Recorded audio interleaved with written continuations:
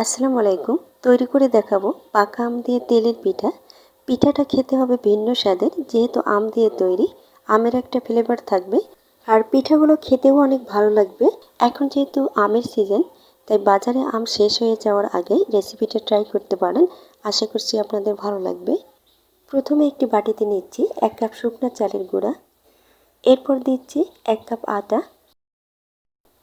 মিষ্টির জন্য দিচ্ছি 1/4 কাপ চিনি। আর যেহেতু পিঠাটা আম দিয়ে তৈরি করব, তাই চিনিটা এখানে খুব বেশি লাগবে না। দিচ্ছি সামান্য পরিমাণে লবণ, 2 টেবিল চামচ গুঁড়া দুধ, এতে করে পিঠার টেস্টটা ভালো আসবে। এরপর শুকনো উপকরণগুলো ভালো করে মিশিয়ে নিচ্ছি। এই পিঠাটা আপনারা শুধু চালের গুঁড়া কিংবা শুধু আটা কিংবা ময়দা অথবা সুজি দিয়েও তৈরি করতে পারবেন। ভালো করে মিশিয়ে নিয়েছি। এখন কুসুম গরম পানি দিয়ে ব্যাটারটা তৈরি করে নেব।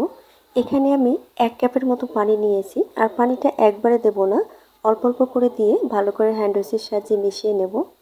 সম্পূর্ণ পানিটাই ঢেলে দিয়েছি, আর এখানে আমার 1 কাপ থেকে সামান্য একটু পানি কম আছে।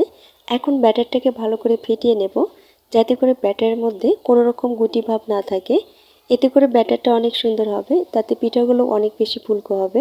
ব্যাটারটাকে ভালো করে ফেটিয়ে নিয়েছি, আর এখানে একটি বড় সাইজের পাকা হিমসাগর আম ছোট টুকরো করে কেটে ভালো করে ব্লেন্ড করে নিয়েছি। এখন এই আমের পিউরিটাকে সরাসরি ব্যাটারে ঢেলে ব্যাটারের সাথে ভালো করে মিশিয়ে নেব। আর চেষ্টা করবেন আমটাকে মিষ্টি দেখে বাছাই করে নিতে, এতে করে আমের পিউরিটা মিষ্টি হবে এবং এখানে চিনির পরিমাণও তাতে কম লাগবে।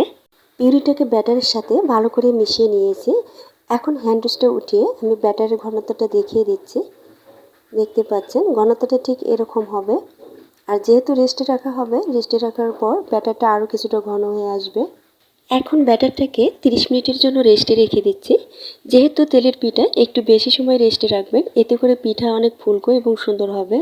30 মিনিট পর ঢাকনাটা উঠিয়ে ব্যাটারটাকে ভালো করে আবারও নেড়ে মিশিয়ে নিচ্ছি। এখন চলে যাব সরাসরি চুলায়। চুলায় একটি প্যানে তেল ভালোভাবে গরম করে নিয়েছি। এরপর কিছুটা করে ব্যাটার তেলে দিয়ে দিচ্ছি, আর চুলার আঁচটাকে মিডিয়ামে রেখেছি। ব্যাটার দেওয়ার কিছুক্ষণের মধ্যেই দেখতে পাবেন পিঠাটা সুন্দরভাবে ফুলে উঠবে। দেখতে পাচ্ছেন পিঠাটা কিন্তু অনেক সুন্দরভাবে ফুলে উঠেছে। এখন পিঠাটাকে উল্টে দেব, আর আঁচটাকে মিডিয়ামে রেখে পিঠার দুই পাশে কিছুটা কালার করে ভেজে নেব। দেখতেই পাচ্ছেন পিঠার মধ্যে সুন্দরভাবে কালারটা চলে এসেছে। এখন তেল থেকে পিঠাটাকে উঠিয়ে নিচ্ছি, আর পিঠাটা কতটা ফুলকো এবং সুন্দর হয়েছে সেটা দেখে নিশ্চয় বুঝতে পারছেন। তো সেম প্রসেসে আমি বাকি পিঠাগুলোকে ভেজে নেব। আর যে পিঠাগুলো দেখবেন পুরোপুরি ফুলে উঠবে না, উপর দিয়ে এভাবে একটু তেল দিয়ে দিবেন, এতে করে দেখবেন পিঠাটা সুন্দরভাবে ফুলে উঠবে।